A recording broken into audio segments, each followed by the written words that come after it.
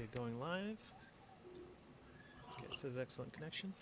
Greetings in the love and in the light of the one infinite creator. I am Andre, and here with Ivor Loffing, Simon Michaux, John Peach, Leon Mead, and Lila, and we'll be discussing various peak oil related matters. Now, Ivor, you wanted to talk about... Oh, and we were also planning on talking about the energy wars today, so since that's in our title graphic, maybe we should start with that. And so, energy wars between NATO and Russia. What do you guys think of that? Oh yeah. All right. Well, my analysis is that it seems that Russia still has ample energy reserves, and so they're doing really well on the production side. But EU, especially part of NATO, they are very, very energy constrained, and they are losing. They're unable to produce more weapons or ammo, and they're just trying to sell them off the market now. And Denmark is sending their last weapons to Ukraine, and then they will have no weapons left. I reckon the thesis I presented like a couple of months ago on your podcast, this is really about something else. You know, it's like a grudge match between which currencies survive. To me, that thesis is surviving. The Russians, while are taking losses, seem to be still here. As you say, the Ukrainians are not winning, and so I think the whole West is being forced into a point where there's a reckoning. I'm seeing a lot of like natural gas terminals being put together to receive stuff, and the US is making lots of gas terminals. And Art Berman again has done some nice work to show that can the US keep doing that? And a number of analysts, in fact, Steve St. Angelo last week, good podcast by the way, said that the US's ability to export gas is not infinite, right? And their ability to keep doing that is measured in years, or whatever. Yeah. So what I think about the whole Russian mess is, if the Russians don't win this round, let's say they are pushed into a situation where, you know, the West forces them into to do stuff. I think the next round is going to be food based, because they've got control of the wheat crop with China, like more than 60% of it worldwide. And when you take Ukraine and Russia off the map, they produce most of the fertilizer for the world, right? And so there's going to be a knock-on effect, and I think it's going to be something like, you will now pay for our wheat or our fertilizer with rubles. Right. Right. And I think, and if you don't like it, you can bugger off. And I think that is where the you know, to me, the punch up over oil and gas is the arena that's been chosen to force a strategic issue. And if that doesn't work, they'll use food, and that's next. So it's an opinion, but as it turns out, not very many people agree with me. So yeah, take it for what it's worth.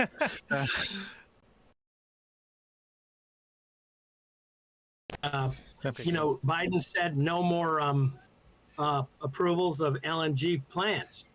Well, first of all, they say that there's already like basically 2 times what we've already got permitted, waiting to go. And meanwhile, they also just had a little thing where they're going to push a little LNG pipeline down into Mexico and go out through Mexico. So there's already these little workarounds. And I just wonder if this is an acknowledgement of limits to the amount of LNG we can actually export. We'll see, you know. But all these things that are in the pipeline are going to take years and years and years just to you know, produce them, to get them going, all these LNG pipelines. So I think it might just be sort of, you know, Biden just decided, okay, well, we'll quit permitting the ones that will never get built anyway. Yeah, My comment on this pause on LNG exports is I think could be part of that resource war that what we've been talking about, where basically as supplies go down, people don't want to export because they want to keep down domestic prices, and so like that is. I think, even though the cover reason might be because of climate change, the real reason might be to keep down domestic prices on natural gas because, as we know, there's an election coming up and they don't want to have problems with energy prices. Leon? What does the general population in the States think about exporting the diminishing? Yeah, it's dumb. You know? Well, I mean, being from the United States, I think most people are kind of clueless about it.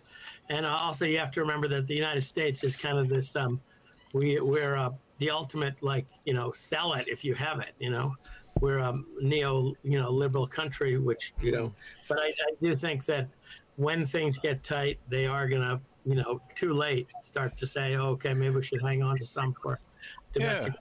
But right now at the Henry Hub, it's like $1.70 a therm or whatever it is. So it's like one of the lowest prices ever. So it's dying to get this stuff sold. When I first started looking at the oil thing seriously, it really struck me was the US had 3% of the world's reserves. 3%. Yeah. But it was going to become the next Saudi Arabia and all the swing producer and everything. It's enormous. And what they did is they exported all that oil so they could maintain and be at the heart of a global empire based around the petrodollar. But that, to me, is a flash in the pan. What they should have done, it's easy to say with 2020 hindsight, is to find all that oil, develop it, and keep it. Right. Keep the whole kit and caboodle, export none of it, and it all should have been inside the United States territory, and that would have guaranteed an edge for the United States for hundreds of years. But instead, they threw the whole thing under the bus in exchange for a couple of years of global primacy. It's dumb. The map that you just had up, Andre, Which? of the food production. Oh yeah. Mm-hmm. Put them together. Look at Saudi Arabia, Libya. They're all in the red zone here. Mm-hmm. Mm-hmm. But yours. Oh, that's Egypt there. Okay, yeah, Okay, no. Egypt is Egypt yellow. is orange. Yeah, orange. But so that is kind of amazing, right? That 50 they've to got the 75%. oil, but they don't have the food. Mm-hmm. Yeah. Look at Yeah, Venezuela, and same that- thing. Yeah. In fact, look at all the oil-producing nations. Exactly. Mm-hmm. They're all in the yellow or the red. That means imports 50 to 75% of consumption. Yeah. Or the dark yellow or the orange over here. And then so the blue ones are food secure. They're exporting food. But everyone else not so much. And there's Russia with plenty of food and plenty of oil. Mm-hmm. Mm-hmm. And nuclear weapons. Oh yeah, plenty of weapons. Yeah. Oh, and it looks like Belarus is importing food too. Mm-hmm.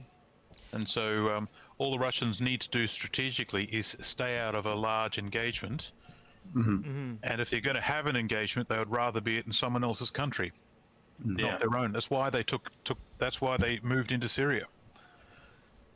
So Oh it's, right, yeah, Syria over here. Mm-hmm. Or is that Azerbaijan? I don't know. that's yellow. Yeah. It's the yellow bit. Yeah. Gotta zoom in here. Yeah, it's definitely in the yellow. Yeah, so they're importing food. Mm-hmm.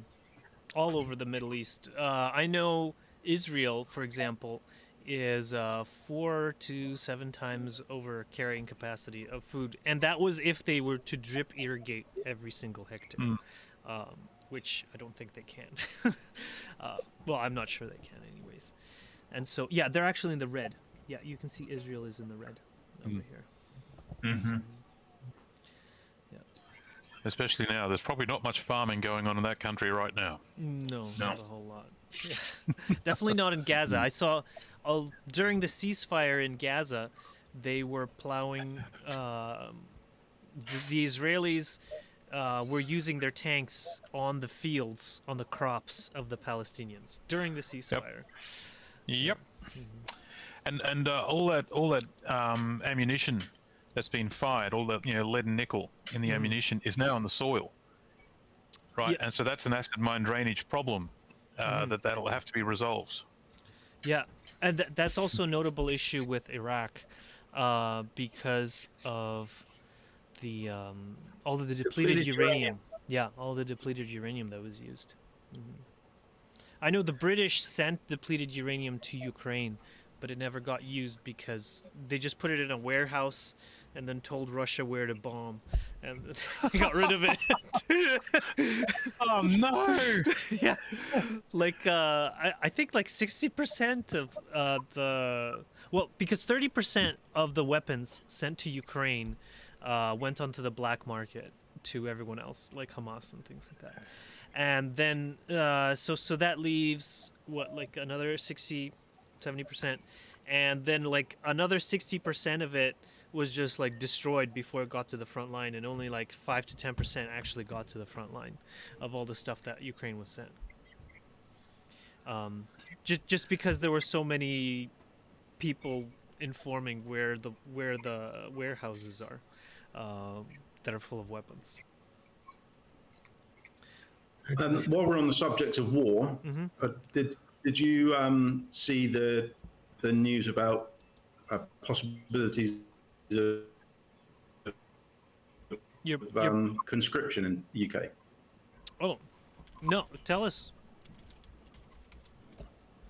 Well, the government's hinted at conscription. Yeah. There's a couple of things they hinted at. The other one was both genders being conscripted. Oh, yeah. Yeah, I saw some graphics of UK Russia military comparison, and it does not compare well at all. Like it would be very, very bad for what do you call it, the UK, if Russia and Britain went to war. Here, this is 1.3 million military troops. Britain has 190,000. Russia has a reserve military of 250,000.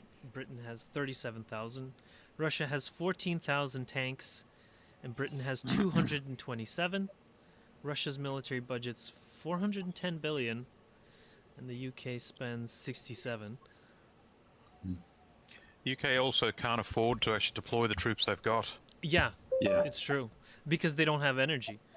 And What about all of NATO? yeah, So I can talk to that.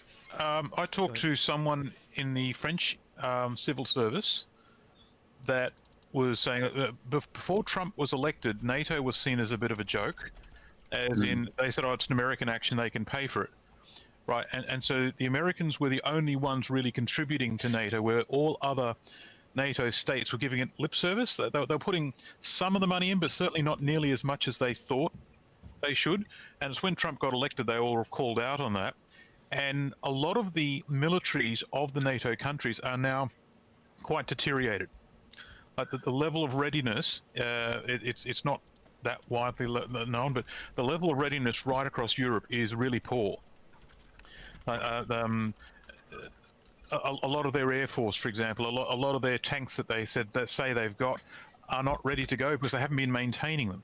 So along comes the Ukraine war, and what little disposals they've actually got, like disposable weapons, ammunition, has all been sent to Ukraine, and it's actually emptied a lot of the stocks right across Europe, and now they've got to pay for new stocks, and they can't because they don't have the money.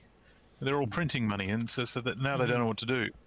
And so the guy I spoke to, who I won't give you his name, but he's actually sort of talking in terms of they hope to God they're not called into a serious military conflict, because otherwise they're literally caught with their pants down. Yeah, but I mean, you know, the problem is that they still think that you know, there is a possibility of Russia, a lot of these countries like Sweden and other countries are afraid of Russia actually coming in. They've been told to be afraid. Well, I mean, look, the Finns know about it, the Swedes know about it.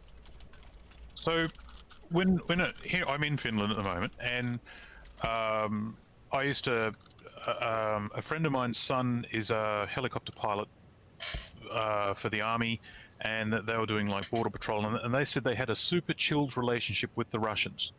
Everyone was fine, no one cared, and there's no strategic value in trying to take Finland or Sweden or Norway for that matter. There's nothing here that the Russians don't already have. And it's not until the whole Ukraine mess started up that everyone lost their mind. But now that Finland's part of NATO, right now we're a target.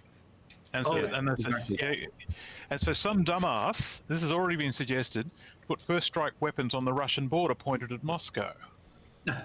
And just in case that happens, the Russians have now moved their weapons to the Finnish border, not that far away, pointed at Helsinki. Oh, You stupid motherfuckers! yeah. No, it's the whole thing's a mess, and so while there's a lot of very savage anti-Russian sentiment happening at the moment, and it's happening quite badly. When you just sit back and then you ask the question, why? What do you hope to gain? And what usually they say, Vladimir Putin wants to increase the Russian Empire. And so, hang on, if we're moving into a low-energy world, the more territory you hold, the more energy you've got to expend. So you want a damn good reason to actually go and conquer that territory. Yeah. So the rules are different. It's true. Yeah. No, I mean, I just wanted to say this one example I brought up here. NATO tried to conduct a training exercise but couldn't because of radio interference. This is a summary from Grok, but basically they put up some radio jammers, and the NATO exercise was completely ruined. Like, they couldn't coordinate their things they were firing were missing the targets. They couldn't get to the meetup points. Like, it was a total debacle. So the NATO can't even train. And then they were complaining, they're like, the Russians need to turn off their radio interference so that we can conduct our training exercise properly. And it's like, that's not going to happen in a war situation. You're going to have to. That's a good training. That's a good training exercise, because then they can see, okay, this is what's going to happen.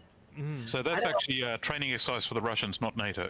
Yeah, right. It was. But I mean, I think about it. I think about, like, the Swedes have been having a low-grade war with, not war, but, like a little Cold War thing with the Russians for many, many, many years. Yeah, the whole West has. I was in Belgium, and it was the same sort of thing. I mean, Sweden has always been like neutral. It wasn't part of the whole thing. It was sort of like conducting a solo exercise with the Russians for a very long time. So I don't know. I mean, I just think, like, I don't really want to take sides on any of this, but it just does seem to me like we're inching closer and closer and closer. And many times in the past, like, look at the First World War. Started off in Serbia, I mean, little weird things have a chance to, especially if these people are getting ready for it, they have a chance to ignite bigger things.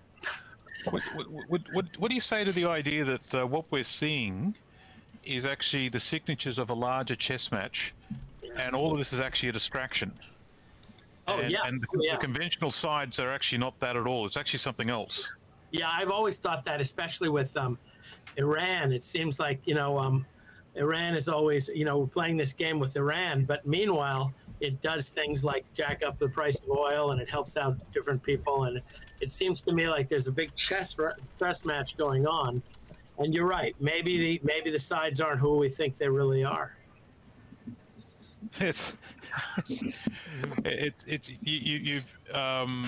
I'm hearing a lot of very emotional language all around me, and I used to like to go to talk to war veterans. I used to love talking to World War II veterans, Yeah. And I also knew a couple of Vietnam vets, and one of them in particular really taught me a lot when I was a young man. And it really does strike me as the modern person has no clue of what it actually means to actually go into a combat situation or even think about your family being in an area that's occupied.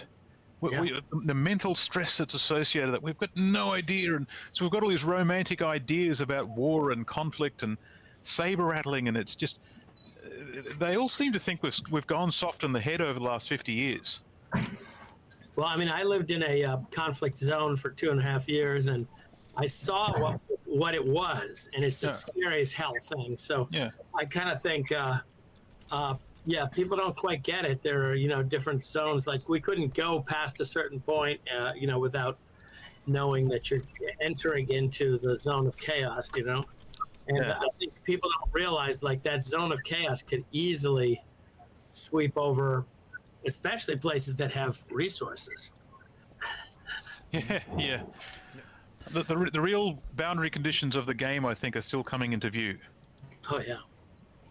So I got a few questions from YouTube here. Well, there was a comment, Pakistan imports most of their food. Yeah, I think we covered that.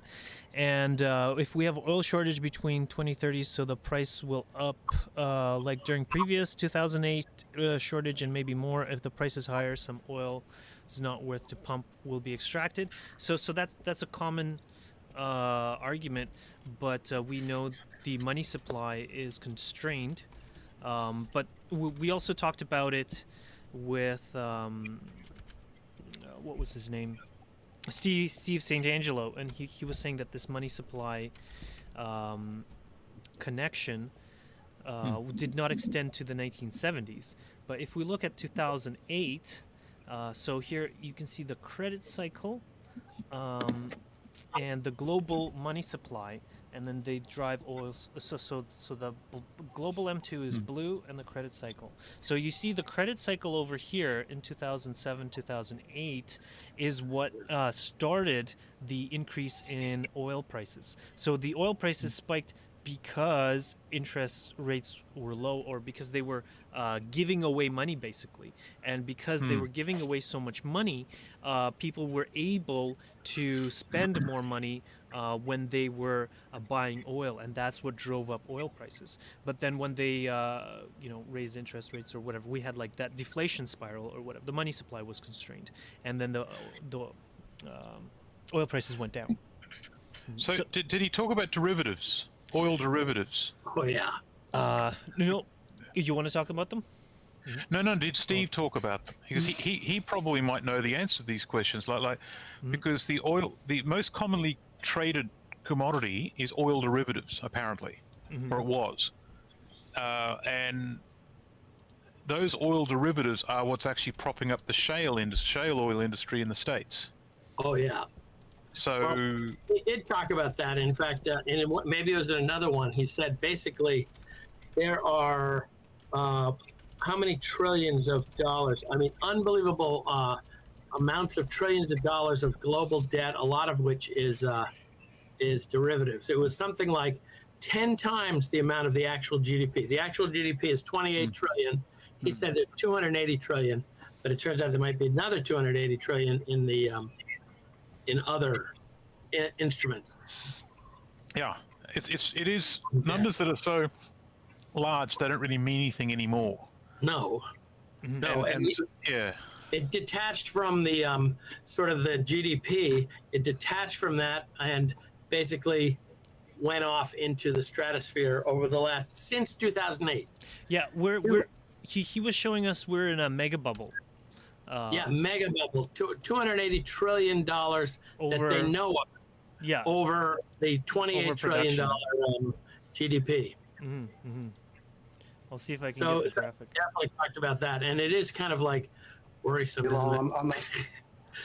Well, one day, not only is the music going to stop, but the music's going to leave. Yeah. Now what? Yeah, we're in this sort of everything bubble. There it is, $281 trillion worth of sort of financial assets, which probably includes your derivatives, and it's all a derivative of derivative. Financial assets. And then the global GDP for the year was 28 trillion. So 90% of the financial assets are just air. Yeah, the growth since 2008. Because it's it's based on pushing these more and more future derivatives, what they're like future contracts. So they're saying, okay, if it's 28 now, then in the future it's going to be even more. And so I think am I getting that right, or? Well, they're just strange things. These derivatives, they're like bets on bets, you know. The bet's on something that might happen. Yeah. And if things go up or things go down, supposedly you're covered either way. So a lot of times, you know, people will bet on whether it goes up or whether it goes down. It's almost kind of like an insurance kind of a thing, but it is a financial asset that's out there. Can you imagine the pitch meeting where someone presented this for the first time? Yeah, come on, they'll never get us away with that. Come on, no, say it with a straight face, guys. They'll go for it. Well, it's true though. There was, you know, during that 2008 crash, we were talking about. There was or even earlier, the stock market was saying how we don't have the money to pay out these derivatives, and then the government just said, okay, we'll pay the derivatives.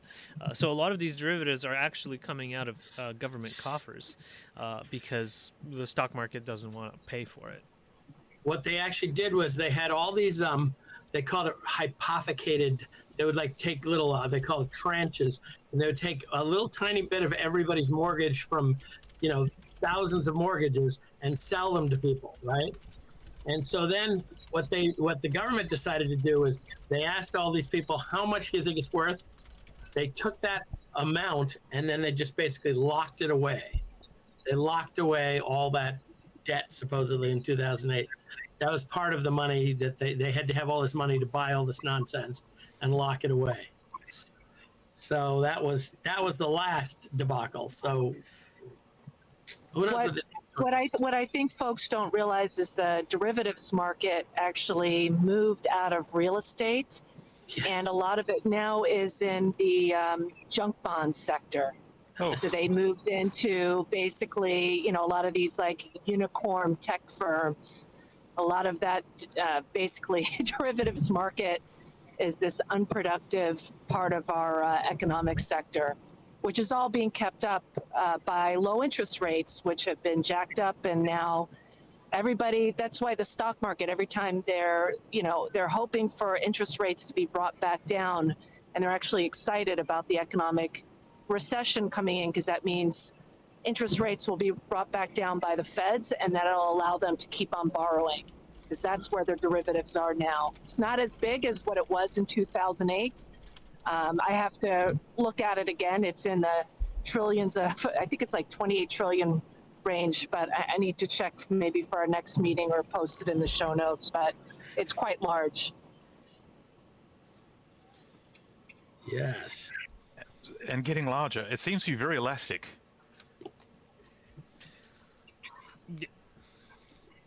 I was just checking which countries are. I know several countries were saying they were going into recession. Not just the U.S., the United Kingdom, Germany, and Japan are also facing economic downturns. And Russia is paradoxically the only one that seems to be booming right now. Peter Starr, would you like to say something? Go ahead. Peter, can you hear us? No? Okay. Okay, did someone else want to comment? I think we should also note, while the U.S. is technically not in a recession, there are some really ugly stats right now we're dealing with. One of those is we have the highest amount of individual debt on credit cards, even higher than it was right before the 2008 crisis. The homeless rate is also, I think, over 650,000 Americans are homeless, half of those in California. I think, almost 60% of Americans are basically asset constrained, meaning they are unable to manage even a $300 medical bill that would, basically tank their finances. Mm-hmm. Yeah, I agree. I think that's one of the ways that they've decided to fix things is make a whole bunch of people homeless, and then they just sort of drop out of the consuming economy. We take food every week to the twice a week actually, to the homeless shelter nearby, and there are 100 people at least in there, and they're very appreciative of the meals that we bring them. I mean, I think that's primarily the housing crisis right now. I mean, folks cannot, the average rent for a small one 2-bedroom apartment's like over 2,000 now on average in the U.S. And what's crazy is you have these, corporate firms that are especially in, larger cities are buying up real estate and then using it as a rental asset. And it's jacking up the cost of rent all across the basically metropolitan areas of the U.S. Oh yeah. Yeah, it's true that the OECD countries are having increased homelessness right now, and I mean, like, Canada has a increase of tents, and we've got over 1 million people going to food banks, and we have increasing amount of rural crime of urban people going to rural areas to steal stuff and then try to sell it. And it's getting really ridiculous, like people trying to steal a tractor, and then they're going down the highway at 30 kilometers an hour, and like they easily get caught. But people are trying it anyways, so they must be very desperate.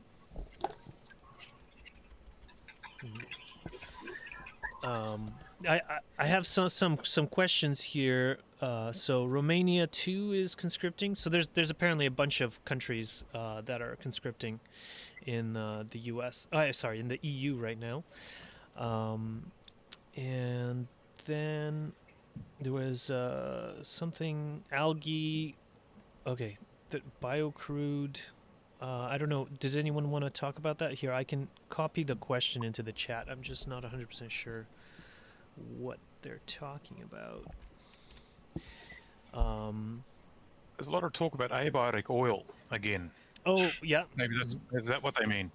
Or do they mean making oil from algae? I think they're talking about algae, yeah. I know Okay. Alice Friedman did a good book on that, and she said that it's not viable because... No. Go ahead, Simon.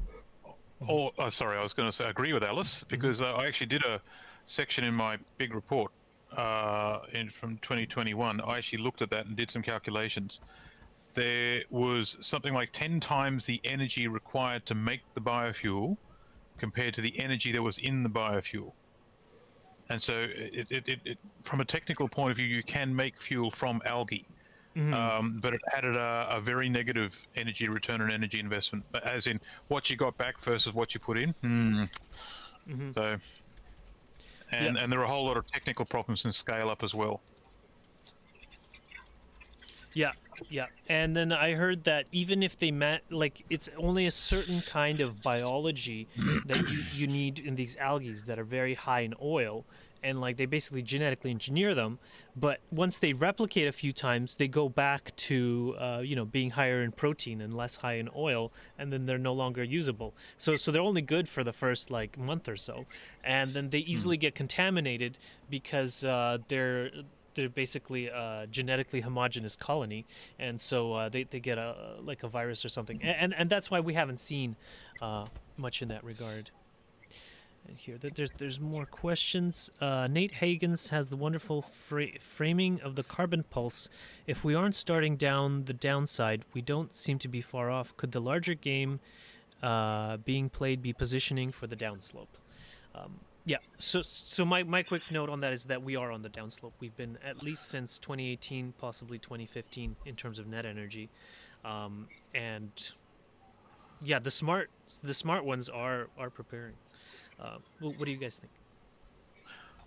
So when you actually look at the whole system, not just the energy system, but what we use the energy for, all the way out to industrialization, we've been on the downward slope for some time, like as far back as 2005, you could say we're on the downward slope. So while energy has been able to be increased, it's all the other parts of the system that's been forced to be under stress to make that happen. And so in a system concept like the push-pull things where everything is actually pulling from all other directions, we most certainly are. There seems to be an enormous amount of effort to keep the public at their posts and fighting amongst themselves and distracted with the most amazingly asinine horseshit. So we never actually come together in large enough numbers to ask the very, very pertinent, difficult questions. And so I think every nation state in the world is actually positioning. It's like they know, everyone understands there is a crash coming and it cannot be avoided. And so the chess match is to have that crash happen when it's beneficial for each country. So after the crash, what is our net position coming out the other side versus everything else in a one empire is dissolving, let's make a new one kind of way. And so the idea that I don't believe anyone genuinely is trying to keep the existing system going when you actually sort of get to the nuts and bolts of the hard strategic planets. And so everyone is jockeying for position. But then you could say that, well, I'm doing the same thing and so are you, and everyone on this channel. We're all saying essentially the same thing. We need to understand, and we need to respond, and we need to look after our families best we can. How do I do that? Leon, did you want to answer that? Going back to the war question again, and Russia and Europe in particular. If Europe faces or is actually in a low fuel economy now, heading deeper into it, does anybody think that perhaps that, you know, it seems to me like that there's a lot of talk about essentially destroying Putin, right? Wiping him off the face of the earth, and that's been talked about. Yeah. In Europe, okay. Zelensky's come out and said it, hasn't he? And said that, you know. Well, I believe you. I believe you. so with that in mind, I mean, does Europe want to control more of the Russian resources? Is essentially what I'm getting to. Yeah. So this is an idea I've put out before. It's not really defendable because people just laughed it off the bat. But once the Nord Stream 2 pipeline was blown up, what it meant, because Europe needs a lot of gas, take Russian gas away, we can't really source it from somewhere else. You can source double the gas from Norway and you can bring stuff in from, you know, other parts, but we're never going to get back to the level of gas consumption we had before. Europe is now deindustrializing. So when that happened, that was a strategic point where Europe was forced into a situation where it cannot go back to the negotiating table with Russia. So if Europe is to survive as Europe, now this is a hypothesis, it's a bit hyperbolic, but have a think about this. We are now forced into a situation where we must militarily conquer Russia to control their resources for our own survival, or we go under. Yeah, I totally agree. And yeah, when I said that in a think tank meeting, and the room went cold, like frigidly cold. Yeah, it was like he who shall not be named, you fuck right off. yeah. I find that's a lot of it. It's like you're saying the quiet part out loud. You know, and just looking at this Rystad report, Norway has 4 billion barrels of proven reserves left, and the United Kingdom has 1. And so they do not have what it takes to go against Russia, which has 43 billion barrels of proven reserves. But with America backing them, they do. Well, essentially, the United States has 41, but the United States people don't want to. And why would they? Yeah. So I talk to a Norwegian guy every now and then, and he says that everyone's laughing all the way to the bank. Because yes, they've doubled their gas production. Yes, their gas reserves are tapped out, and they've been declining since the mid '90s, right? But they're now paying. Is it double? Is it triple? And they've got a national fund.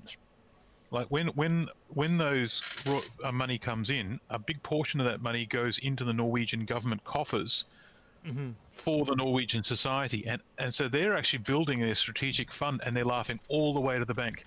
They know they're never going to be able to replace the Russians, but they're doing really well. And they said, yeah, and so and that they say things like, we should actually send a letter of thank you to the Ukrainian parliament for making us so rich. Yeah. There's stupid things like that are coming out in a way that you think, guys, do you realize what you just said? But that's what I'm saying. There's a real politic behind that. They're reaping in the money in a big way, and they know Europe is dying. So then we can bring that conscription back into the fold and say, right, well, why do we need conscription? Why do we need a huge amount of immigrants? It seems to me like it's pointing towards that. Yeah, I actually read like several books, and that all point to the fact that what seems to happen in a lot of societies, a good one is like Rwanda, is basically that they get to over carrying capacity, and then they make up excuses to perform a genocidal war, and the conscription gets rid of a large number of males, and sometimes females as well, and so they help bring down the population to carrying capacity. And that's basically seems to be what's happening in Europe, is that they've exceeded carrying capacity, and they're now trying to reduce the population through conscription. But in terms of the immigration, that is a bit of a kind of a boomerang or something, an odd thing.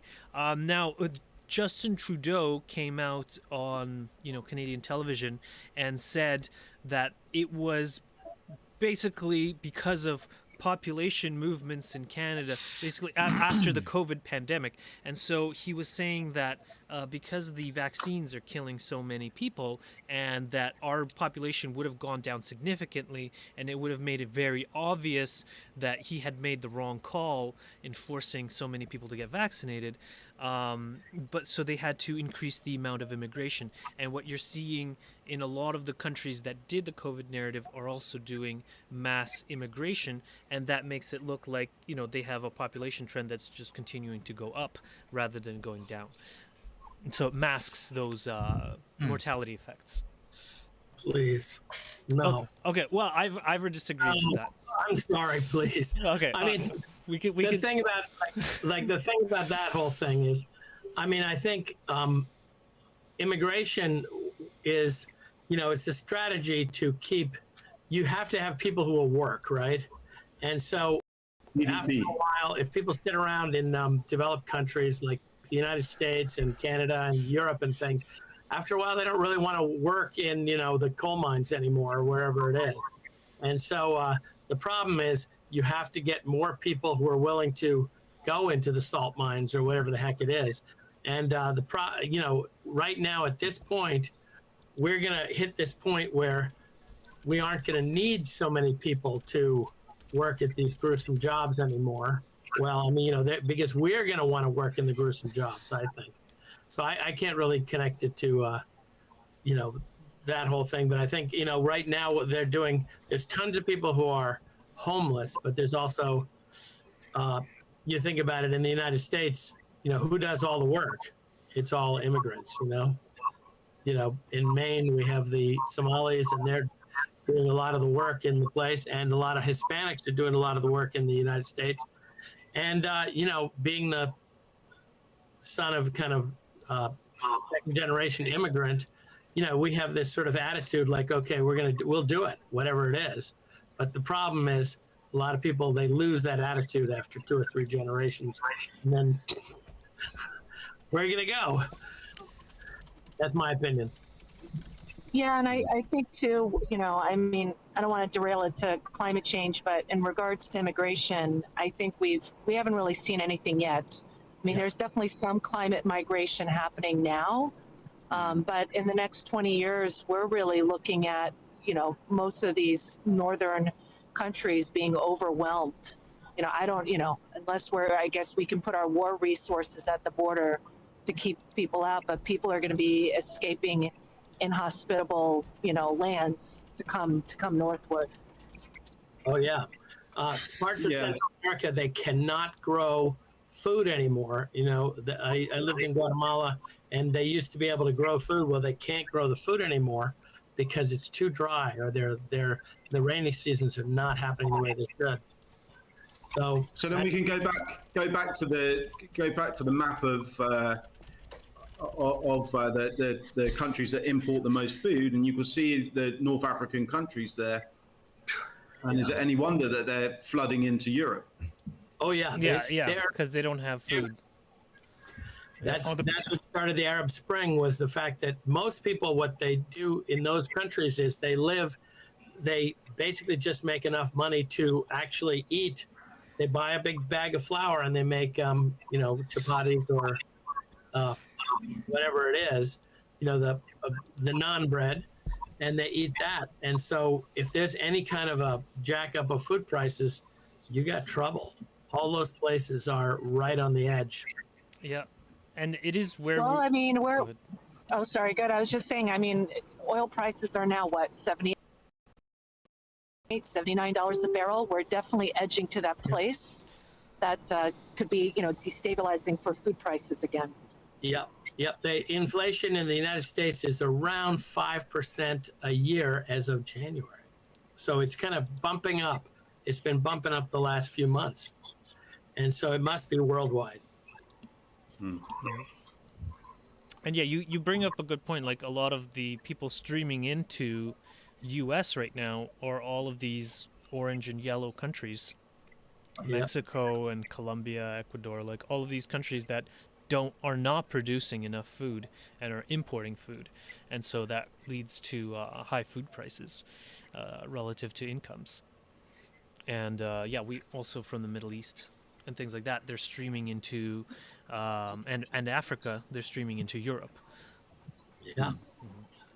And I'll point out, I'm sure in the last week or two, some of you've read the reports on AMOC and the slowing down, and pointing to the likely tipping of AMOC sometime within the next 75 years, probably somewhere in between, the halfway point there. But that shutdown of the AMOC will be one, disastrous for Europe, because you're talking really a 5 to 20 degrees average drop in temperature. But for those, kind of equator countries, that's really going to be a desertification. While Europe and the northern latitudes will be getting colder from, the AMOC not bringing, warmer waters northward, that warm air is going to pool down in the equator, and those areas will not be hospitable to life. I remember that most of Europe is on the latitude of Labrador. So And yes, so this is the AMOC is the Atlantic Meridian Overturning Circulation. Yeah, and it's slowing down, and we've seen it's getting colder in northern Europe, at least like in Scandinavia and Finland. They're the only places in the world that's below average. In terms of because of the climate change thing, they're not really sure long term if Europe will be colder or if it will stay more or less the same, because the climate change will overturn the lack of the circulation. But we do know that North America, as well as the rest of the world, will get warmer, including the over here, the far east. Because the circulation, there's the Atlantic current, right? But you have the same current going through the Pacific, and so you're going to have the same effect in the Pacific, where the Western United States is going to get warmer, I guess, because or cooler, something like that, because this is going to slow down too. Well, yeah, I mean, the end game of what we're doing, 425 parts per million right now, is drier and hotter for most of the world, the central part of the world. I took a course in it, and it was very depressing to find that out. But you kind of think, what you could figure out a way to make it not happen. But basically, the temperate zones get very dry. Mm-hmm. Yeah, I think what's the observatory in Hawaii? Sorry, I'm drawing a blank. But this month they registered thank you. They registered a ppm increase in one day that was higher than a typical increase for the entire year. Yep. I'm really thinking a lot about kind of the oceans, which have been absorbing about 80% of our climate heat. And the slowing of the AMOC and the slowing, all this, cold freshwater infiltration is slowing down basically that overturn that's bringing that heat down and trapping it for long periods of time. And I'm wondering, also with, the deoxygenation zones and acidification, I'm wondering how much, the oceans will continue to absorb, or whether they're going to start giving back more heat at an accelerated rate. There's a lot of very interesting things happening at the climate front, on top of what's happening with, peak oil and, political destabilization. It's really hard to process and understand all of this info. I can tell you, it just makes me very uncomfortable. It seems to be It definitely feels like it's coming to a head. It's coming to a head, isn't it? All of it. Yeah. Yeah. There seems to be a lot of discussion about geoengineering recently too.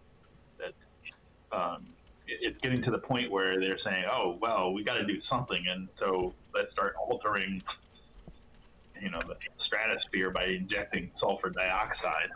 Yeah. Yeah.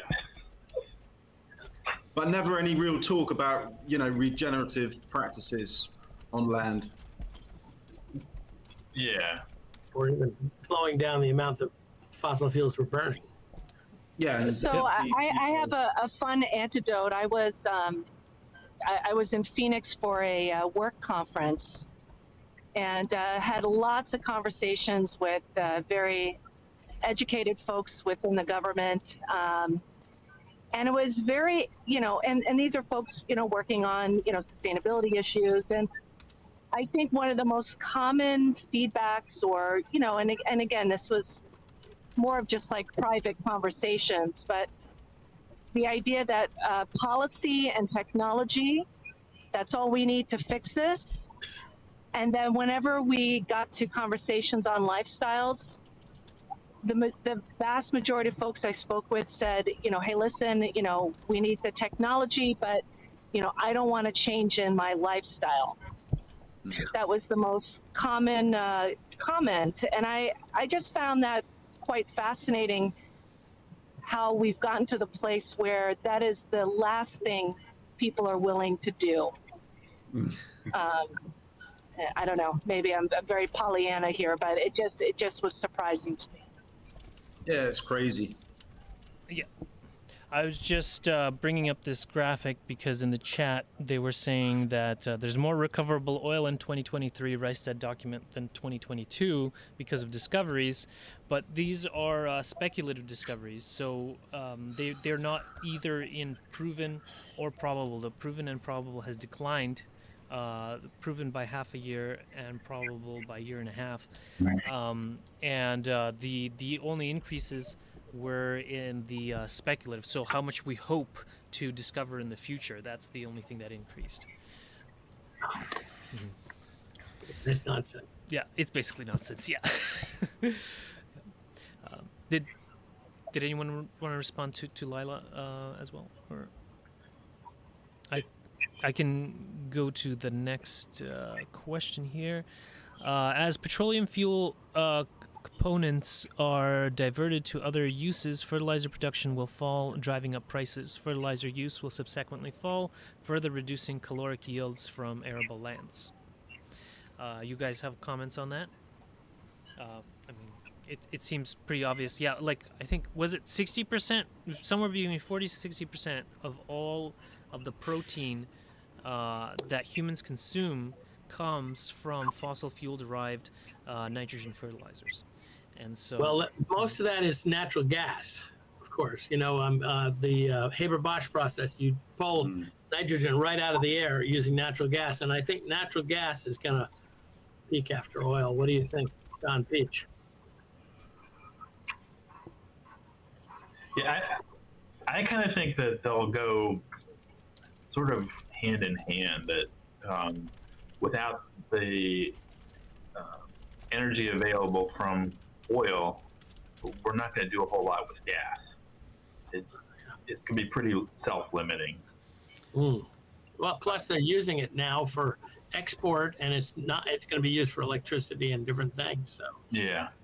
I think it's sort of like the tar sands in Canada and Venezuela that once we don't have sort of the high quality oil available, that those will tend to dry up. That it just takes too much energy to develop those, and so they'll probably come to a crashing halt at about the same time that oil does. okay. So the Venezuela situation is interesting because Venezuela's trying to take over British Guiana, or at least half of it, so that they've got energy to help produce their tar sands or their heavy oil. But the oil that's been discovered offshore and gas, I think mostly oil, can be used for to help produce their tar sands. Sure, yeah. So that if they can find a sort of local supply of high quality oil, that helps them, right? Yeah. yeah, but I heard that it was the stuff that they have in Guyana is actually worse than what they have in the Permian. So I wasn't exactly sure what was the comparable one there, but it was definitely, well, it was better than the Green River, but it was worse than the Permian. And then the Green River is like not usable, like it is. Right. Like, yeah. Yeah. Mm-hmm. The Green River is rocks with some oil in it, Oh, it's as opposed to shale, which is oil with some rock in it. yeah, yeah. Well, it's also a shale. It's just that in terms of in order to get the oil out of the Green River, they have to put the rock under high pressure and high temperature in order to squeeze it out. Whereas in the Permian, the Earth has already done that over millions of years and crushed it at high heat to get the oil out. So it's basically the shale at Green River is immature. Right. It's kerogen, and Yeah. it's sort of a waxy, oily thing. Yeah, it's pretty much worthless. I mean, you guys understand it's a low EROI. Mm-hmm. So offshore British Guiana is similar, you're saying? Yeah, so, well, it's somewhere in between. It's not as bad as that Green River stuff, which is unusable, but it's definitely not nearly as good as the Permian. The Permian has many also, they have Tier 1 and Tier 2 shale fields. I think the Tier 1 are basically conventional. They will come out in a normal way, but the Tier 2 are the ones that they have to frack and things like that. So the Tier 1 are actually financing the shale ones. Going forward. So here, the quality of shale and energy in the Guyana, Venezuela compared to isn't directly discussed. However, the regions offshore characterized by significant. Yeah, I think that the part of the issue is that they haven't actually tapped them. They're probable. They're not proven. They haven't actually gone there to do it. They've just done the surveys and they think they're there, but it doesn't seem like there's not much specific information about it, but we know it's worse than the Permian. That's all I can say. And then I have the comment here related to that nitrogen starving could happen soon, and actually it's been happening since about 24 to 2015, the prevalence of food insecurity worldwide. So if you look at it before this, the food security was declining down to about 2014, 2015, and then since then it's been going up. So that means the food prices have been going up and the amount of food insecurity has been increasing as well. And so we can expect these trends to continue going up as well. Okay, what do they got? Is the Fermi paradox could significant all civilizations around the galaxy had the same problem we're facing, lack of energy and collapse? Well, the previous presentation, I don't know about the Fermi paradox, but the one with Steve St. Angelo, he showed that basically we have had exactly that issue with all previous civilizations on Earth, is that they run out of wood energy.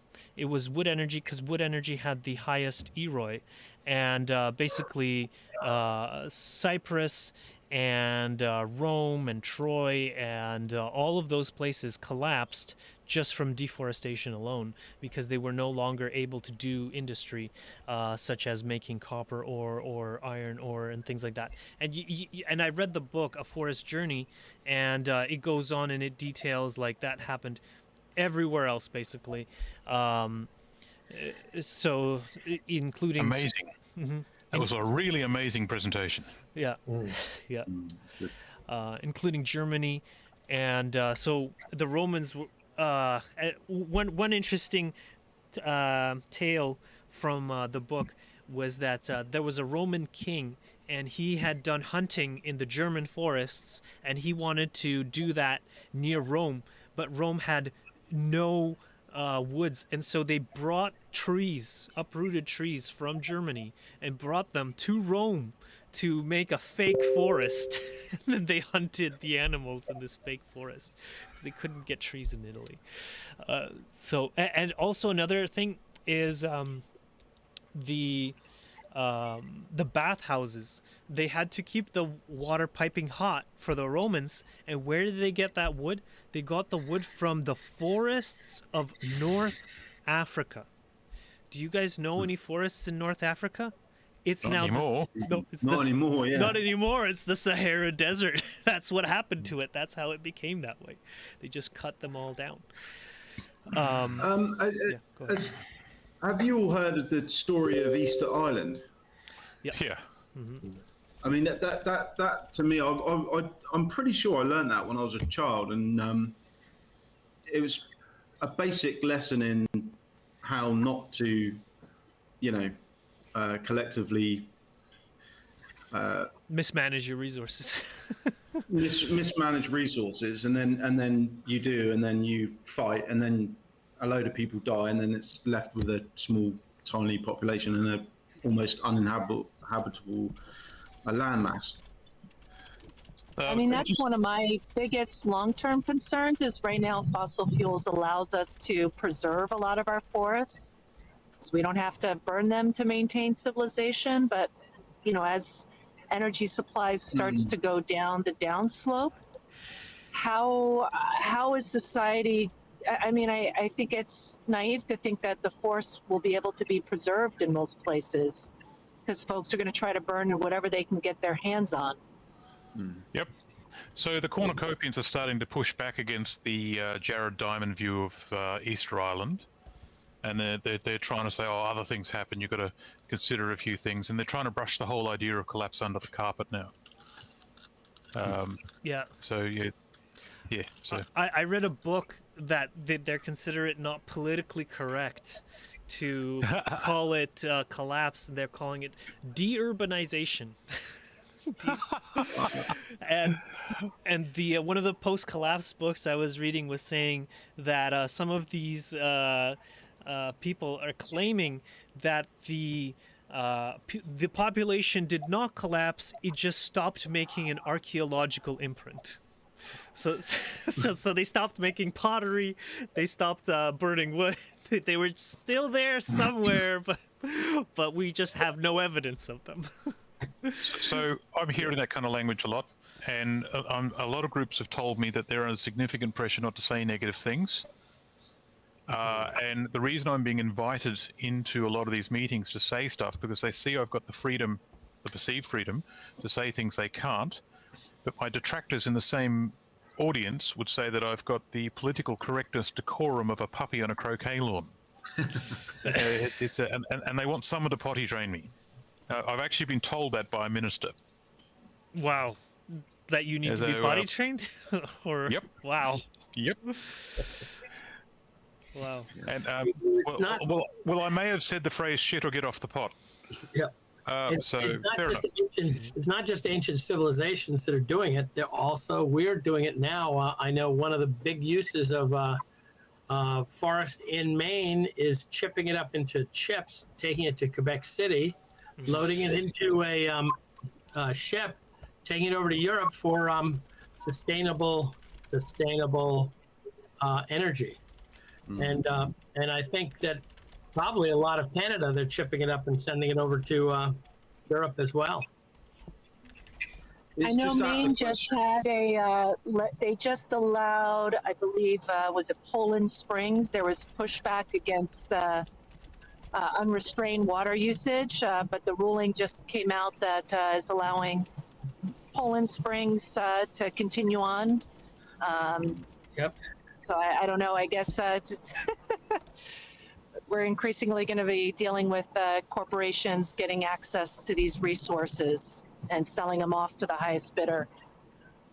Yeah, there's just absolutely no room to talk about going backwards, essentially, or going backwards and relearning old skills which are, more regenerative, and it's just out of the question, isn't it? So. Well, the problem is in Maine, for example, a lot of the land is owned by corporate entities, and they need to make money, and so that's whatever works for making money. I mean, the Poland Spring is not just is a good example. They're not just in Poland Spring itself. They even take municipal water from some towns, and so basically, Maine. I mean, that's what Maine is. It's a big bunch of resources that corporations use, and we're just the little peons that live here. So I got it to make a timeline of the Easter Island thing. So initial settlement 1200 AD, and then the golden age was 1200 to 1500, and they used innovative agricultural practice such as rock gardens for food cultivation. Then the deforestation period of 1500 to 722, the overuse of wood led to reducing crop yields and food yields and things like that. And well, it doesn't detail it here, but basically what happened when they ran out of wood, they couldn't make canoes anymore, so they couldn't even go fishing, and they ended up eating each other. There was a long time of cannibalism, and where the only people that were alive were hiding in the caves on the sides of the island. And then there was rats. Rats were the only other animal on there, and so they were eating rats and grass for a period until the European contact, and then that's why they have trees now. Well, Europeans have done the same thing. Mm-hmm. I mean, look at Greenland, look at a lot of places where basically the exact same story. And that was, so I think we're going to see a much larger version of it happening. As I think poorer countries are not going to be able to make up enough nonsense money to buy oil pretty soon. So it's going to be a sort of a maybe not actual cannibalism, but I think we'll actually have. I think the way that they're doing it is they're going to have more and more people fall out of society, turn into homeless or whatever. Well, we know, I mean, that within the last century, we've had cannibalism in like Holodomor, as well as during the Great Famine in China, and things like that. So it's a natural process that just happens when people are sufficiently hungry. So it Well, is in possible. China, though, I want to say I read late Victorian Holocaust. In China, they had a way to feed everybody, which was like kind of a mass storage system, so that they could disperse this stuff when they had a famine. But what happened was the Europeans came in and said, "We got to get this stuff out to a port and monetize it." And so they took all that out of there and got rid of the Chinese control over it. They called late Victorian Holocaust, and by Mike something. Anyway, it was, so a lot of these places over thousands of years had developed systems, but then they were like, okay, nope, got to get it all out to the market. Right. Yeah. That was, I know the British were involved in.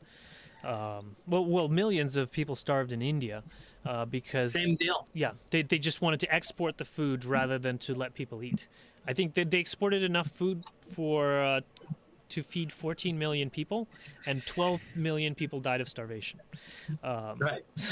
So, yeah. Let's see. I mean, this is the thing.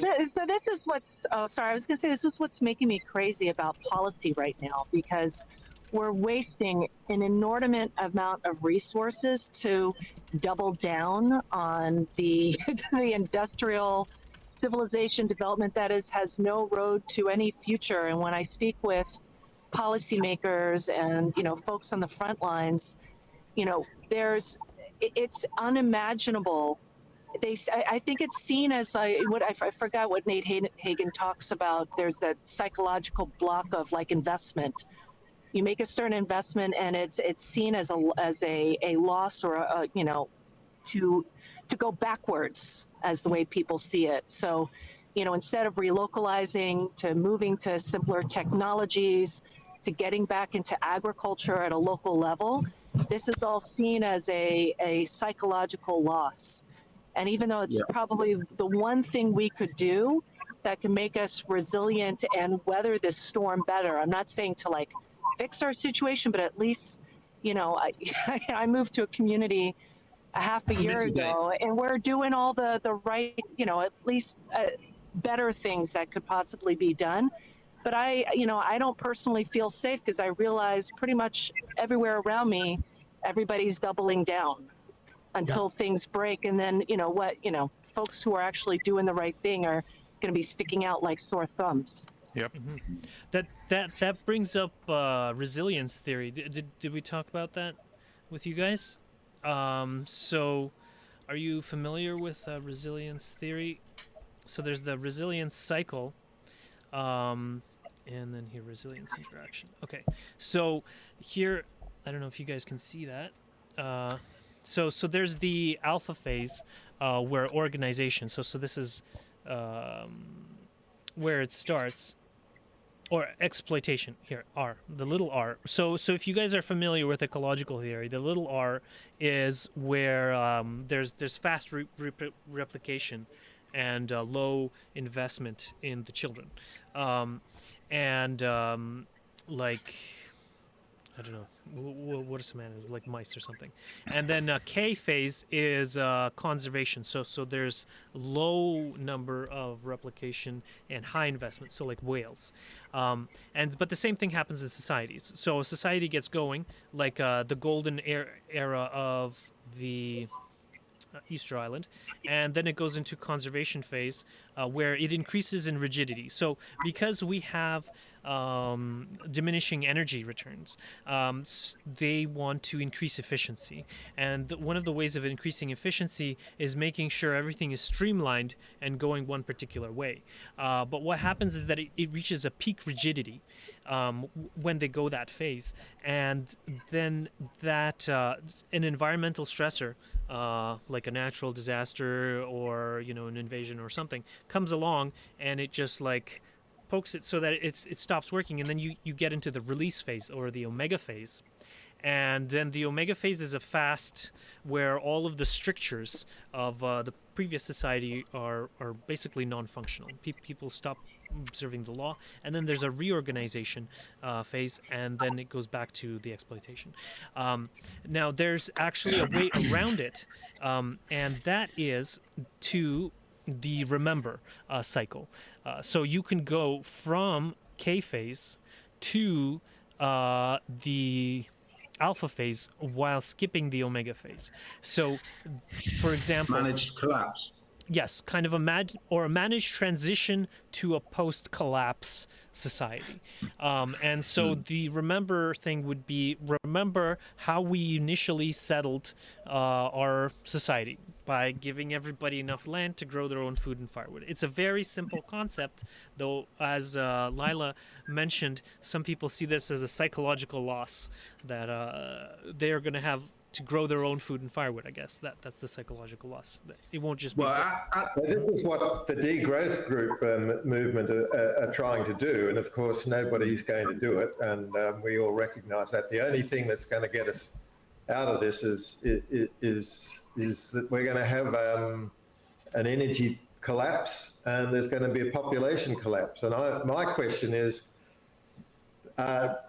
all of the elites and the political people that are being run by them, they must know this. And how are we going to? Are they in a process of looking to depopulate the earth because they know that that's going to happen anyway? So I'm not sure they know this.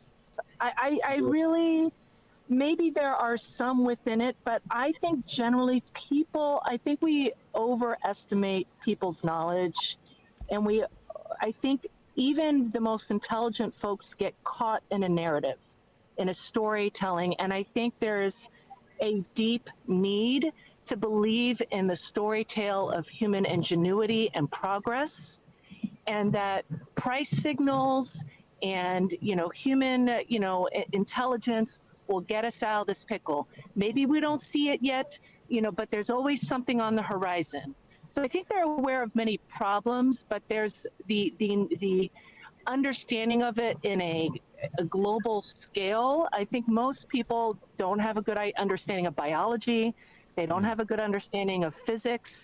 They might have a niche area that they're focused in, but it's so disconnected from the macro that I think there are very few of those in the government echelon, and maybe I'm wrong, and maybe I'm too level at the government scale, that have an understanding of what's happening. I wanted Simon to comment. That's AI is at the conservation level right now, isn't it? To make things more efficient.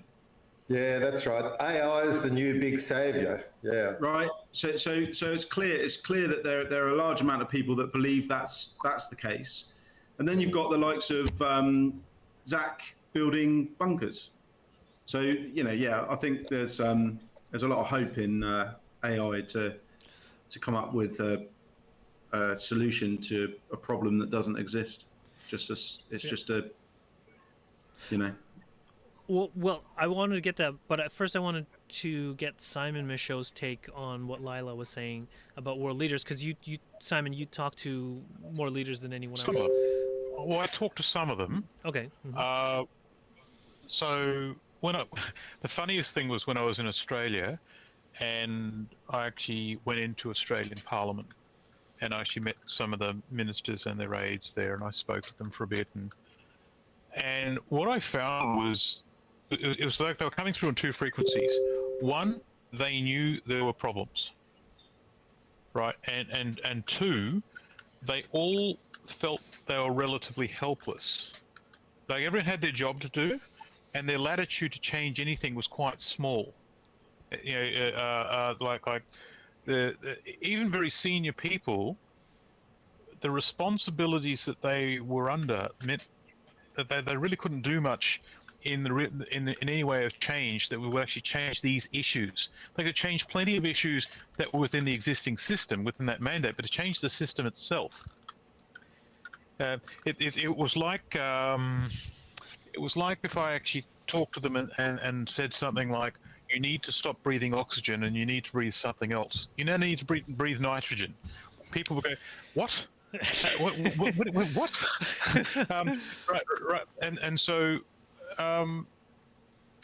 when I talk to, what I find is our leaders are just like us. They're normal people, and you've got the full spectrum of people in there. You get some people who are prize wankers, right? But then you get the occasional person, a decent human being. Okay, great. But then you've got the spectrum of someone who is across all these issues in a private way. Then you've got the people who drink the Kool-Aid, and in practical terms, when they do their job, they are very limited in what they can and can't do. So they're on a hamster wheel. Mm-hmm. That's how they sort of feel. I think the people who are looking at the deep strategy stuff, in the military, for example, that are looking at like long-term sovereignty and they know damn well what's going on, and they know very, very well what's actually happening, and they have a very realpolitik view of it all, and they see it as a resource war. I've yet to come across anyone who is actually able to say out loud the word depopulation, but I've come across plenty of people, when I say depopulation to them, they don't flinch and run screaming from the building. Mm-hmm. So, put it that way. Yeah. They're like us. Mm-hmm. I would agree with your sense. From my experience, is like oftentimes when I'm like, okay, well, we have these issues, and they're like, okay, they agree these are issues, and they would like to do something about it, but they can't. powerless, or like they will do what they can in the little niche of power that they have, but like everyone I talk to, they're like, well, I have this little component, if you want to do something else, you have to go to that little component, and so it's like I have to go like from one group to another group to another group, to try to get like a cohesive action going. And so I'm actually meeting with the AMO, which is like kind of a Association of Municipalities of Ontario, so their policies, to try to shift their policies in alignment, and then that will help the county level to work with it. And so yeah, it's just like, and everyone I know that I've spoken to personally is doing their best as far as they know of the situation. They're like totally just doing their best, and so I have never felt or seen any kind of malevolent intent from any government official I've personally interacted with. So, but I wanted to get back to what Leon was saying as well. And in terms of the AI, I think that's more of a tool. Now, it could be used for hyperrigidity, but I think censorship would be a more accurate analogy for hyperrigidity, because it is kind of lowering the amount of narratives that are available. So censorship would go right well with it. Like Facebook is kind of the hyper-rigidity capital in social media. And then there is what you want to do to avoid going to hyperrigidity is allowing multiple different types of lifestyle. So allowing the people to have sustainable dwellings, collecting rainwater, living off grid, also allowing people to live in cities, also allowing other kinds of ways of living. And then that way, if there's a stressor, yes, maybe some people will have a hard time, but they can move towards the other people that are functioning properly. Okay, Simon? So I actually presented to a Club of Rome conference in Amsterdam, this was, last year sometime. It was mid last year. And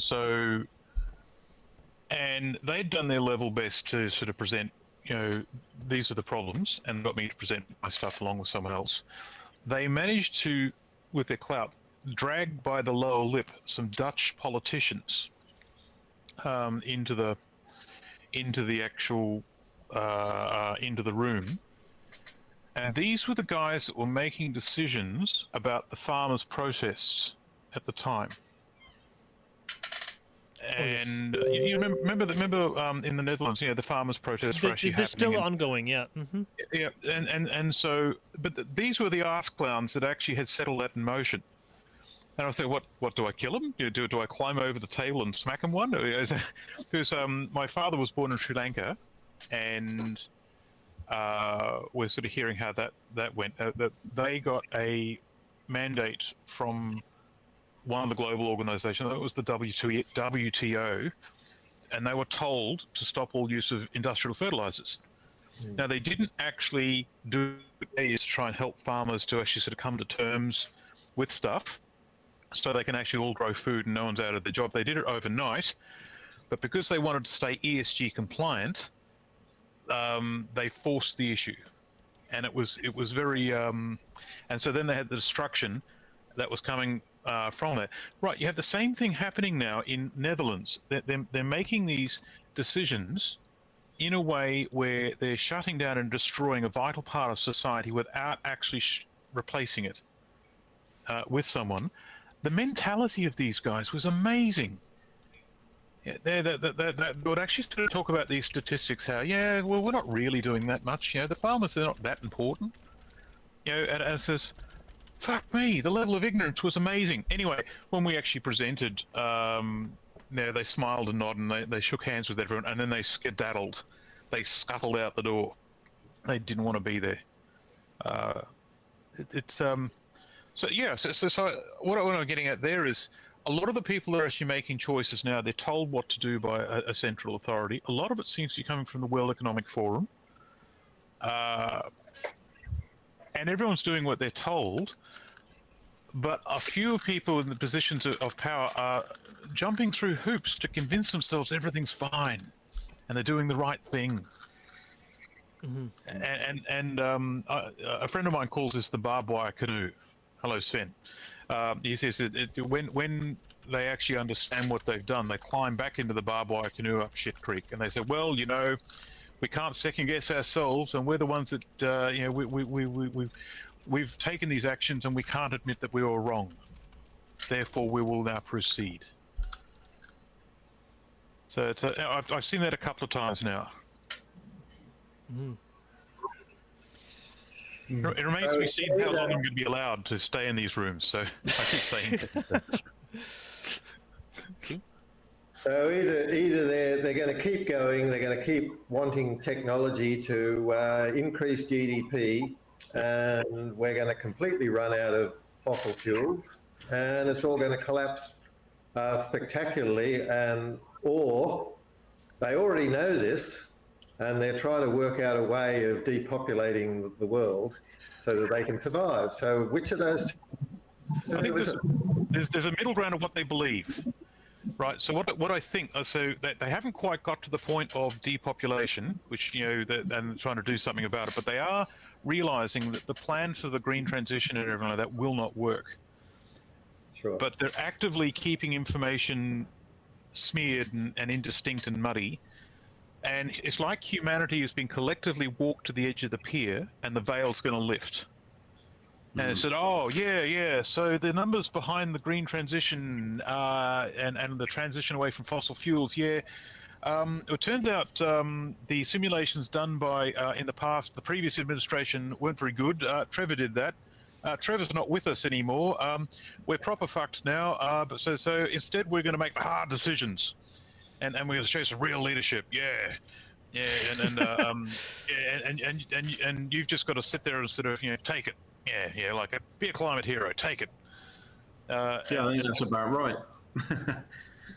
It has that feel to it. Like, it's just, you dumbasses, we're not that stupid. But the great unwashed are about one political cycle away from realizing this. Well, the World Economic Forum was told by Occidental Petroleum's CEO, I forget her name, that 2025 is the time that we start to have some trouble with oil. They were just told this year. Yeah, I've heard that. I've heard 2025 on a number of fronts now, and that seems to be the year where it all goes to shit at the same time.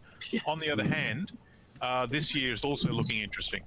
Oh yeah, I think the end of this year and the beginning of next year are going to be very interesting because a number of things are happening. I mean, probably a beefed up hurricane season because La Nina is coming back, and also, we're gonna have some big troubles with a lot of things. End of this year, it looks like maybe some kind of a recession. I don't know, which means they'll start pumping out money to prevent the recession. Well, So and this I was did- going to say the recession that's coming up will definitely put some slack in the energy system. So I think we're looking more at like a really bumpy, weird ride where prices are going to be all over the place. I don't think it'll be, just, suddenly we're going to be in a supply crunch. We're probably going to be in a wash in oil for a bit until, the Fed start juicing the markets again. And then we're going to have, even a faster, run up with the price of oil. So I think we're going to be, almost like like a planetary fever. We're going to be having really uneven, which is just going to be bad for business. It's going to be bad all over the place. And it's going to be hard for governments to function. So this year is going to be, you could say it by this year's, do you mind, could you not? But next year is going to be, there's always time for lubrication. So every one of those little downward bumps is going to result in more and more people out of a job and on the street. Yep. And less food available, and something's going to give. So either they're planning what that is, or it's all going to be just get worse and worse with every one of those little bumps. There is a great deal of predictive programming that's going on. Oh, well, like what?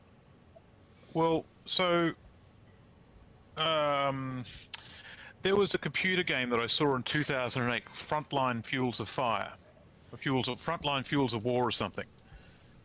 And the promo for that, the intro, I actually downloaded it. I've actually got it in, I can send it to you if you like. Yeah, one of the promos for that game described what happened, and it all started in 2008. And it's the initial promo for the actual game itself. Okay, And trailer. right down to the swine flu. You had the intro there. If you went down there, I think there was an intro. Okay.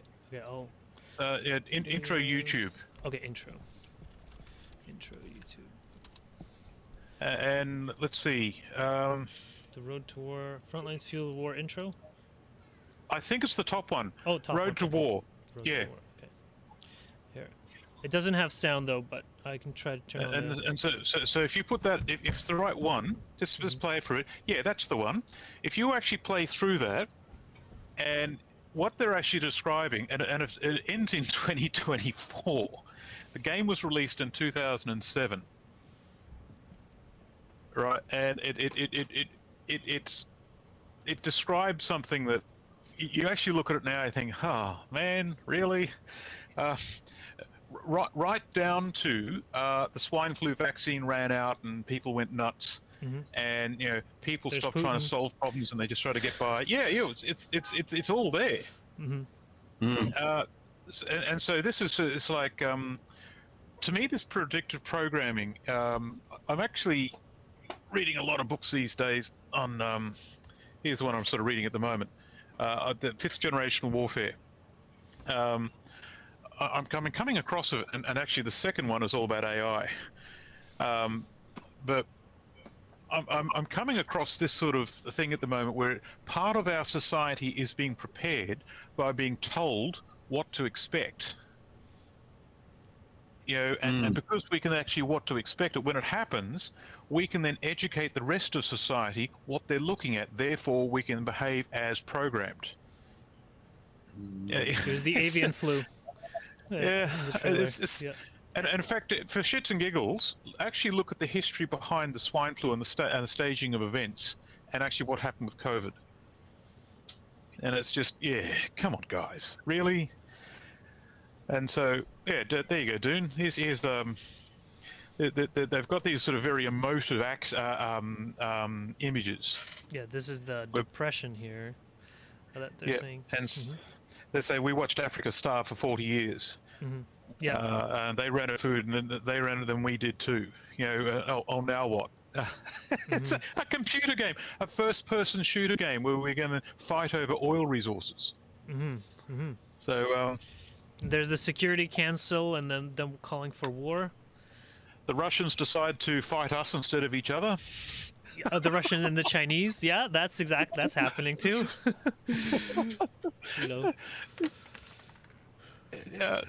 Anyway, look,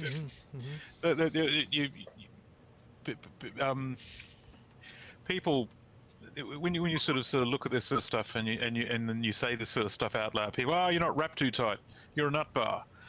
But then here we are, so I'm actually in a position at the moment where I'm being listened to. That's great, but there'll come a point when people get sick of that because they can't do anything about it. Unless you find a way that they can. Well, they get sick of hearing about it.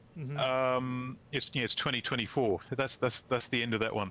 Yeah, they get sick of hearing about it, and so there'll come a point when I'll be told to sit down and I'll be contained. Or events as they look out the window will overrun them, and they'll say, "All right, tell us more." And so my whole career is on a knife edge. I am being supported by powerful people, but because you actually sort of see this stuff and you hear the bullshit, then you do tend to say things like, "Shit, I get off the pot." When that comment came out, someone said, "What should we do?" And I just blurted out, "Shit, I get off the pot." And the room collapsed. It doesn't make me very popular in some circles, but I'm actually thinking in terms of if we don't get our shit together and do something, then we find out the hard way. Right? And it's like we are collectively being really stupid. Simon, hearing if, I kind of started to think about this more of how Nate Higgins talks about, kind of the metabolism, of civilization. I don't think anybody's really in charge. We've literally kind of created an energy hungry superorganism. I'm not really sure any government can really steer the ship at this point. Yeah. I'm thinking, at a micro level, we can start building lifeboats. Parallel systems, because I think the macro system only has one way it can go anyway, because of the embedded energy and design that's already in place. I think the way Nate said that the bus is heading for the cliff and there's nobody driving it. I think there's something to be said for not being in the middle of things as it all goes down. If you're on the edge of some fringe place, you're less likely to get squished by it when the towers fall. The phrase I use is, "Don't be in the middle of a herd on top of a cliff when someone shouts, 'Yo, shit's on fire.'" Yes. You be on the edge, and you be on the right edge. So when people start to, "Oh, shit's on fire," and they run, you're not going to get trampled. So being on the fringe is actually a useful thing. Yeah, that was in this post-collapse resilience book that I was reading, that usually what happens is that the main empire or whatever, like in this case the US, does the hyper-rigidity, and then if they do the hyper-rigidity to the point of collapse, then they collapse for a very, very long period of time, because it was just such a non-functional system. However, often the periphery, like someone on the periphery, like maybe Canada or Mexico, or maybe farther away, someone in South America, they're not as invested into the previous system, and they're more willing to innovate and try new things, and they often become the new power. Like in terms of, for example, Kiev probably ran out of trees at some point, and then the Prince of Kiev at that time moved his kingdom to a peripheral area called Vladimir, and so and then they ate up the trees there, and then they moved to a peripheral area named Moscow, and so and that's where Rus is based now, and so. That's kind of exactly what you were saying, and it goes through history. And I wanted to mention over here about, because I talked about this remember phase. So the remember phase is if you go from a larger system that is sustainable and you can remember, figure it out, and then go to reorganization phase. But then there's also the small and fast cycles that's in the omega phase can trigger a K phase to go into collapse phase. So a good example of this is, again, Rwanda. So when Rwanda was, here, I'll see if I can get a map of it. They were doing their genocide of, I don't know, so some people. And then they had actually pushed them out from Rwanda into Congo, which was called as, so it had a different name at that point, but they had pushed them out into there, and what that led to is that the UN invaded the Congo because they were not treating the people that had come into there very well, because they were basically hundreds of thousands of people, and they would just eat everything in their sight, and like they would strip all the trees, and then they would just keep going because they were like hundreds of thousands of very, very hungry people, and Azir or whatever could not provide for them, and then they started just killing them, and then that's when the UN stepped in and invaded Congo, and then since then I think millions of people have died, and the country's been in shambles for a while, and well, now that there's all that slave labor of lithium, but it's basically, the point is that if there is a collapsing economy or something like that, it may not be a good idea to put them into the leadership position, like is happening right now with Ukraine, where Ukraine is collapsing, and then they're trying to get all of these other K-phase European states to possibly join them in their own release phase. So I think that it's kind of an unstable situation, and it would make more sense for them to try to find a larger system for a longer time. Okay, Leon? Yeah, I just wanted to say that, as relevant that history is in comparison to what's happening today, what was the population of the world, and was it as interconnected back then within those systems before they collapsed? You mean Rwanda? I mean, on a whole. So if we said the Iron Age collapse as an example, the Bronze Age collapse. Okay, yeah. Sorry, Bronze Age collapse. Then what was the population at that point of collapse? What was the integration between countries of relevance, and how does that compare to now and the population of the Earth and the connectivity of the countries in our collective civilization now? So how does that look regards to that transition? Yeah. So here there was a map there. There's the map, and it is a good analogy to our current situation. So you see there were all of these kingdoms, and it was an international world order. This was the whole world at the time, and they were all using bronze, which requires tin and copper and wood. And so they were doing this, and then eventually they ran. And as you know, this area right now is almost all desert because it's been completely deforested, exactly for that reason. And almost all of these, we don't like all of these. Like, do you know any of these names, like the Cypriots and whatever? It's because they're extinct now. They're no longer extant civilizations. The only one that survived was Egypt, in a different form. Okay, well, anyways. Yeah. If I remember back to Jeremy Diamond's book on collapse, the average age of civilization lasted about 250 years. But if you spread that out over time, farther back, like, the Egyptians lasted for like 1,000 years. Over time, the cycle of the length of civilization is becoming shorter and shorter. And in addition, we now have a global interconnected supply chain. So we are not acting as separate civilizations. We're really acting as one global civilization that's Right. requiring energy, material, and food throughputs to be circulated around the globe. And in this time, too, which is more unique, is there's no other place to go. We've literally spread ourselves to every habitable place on the planet. Yeah. There's nowhere to go. So That's my point.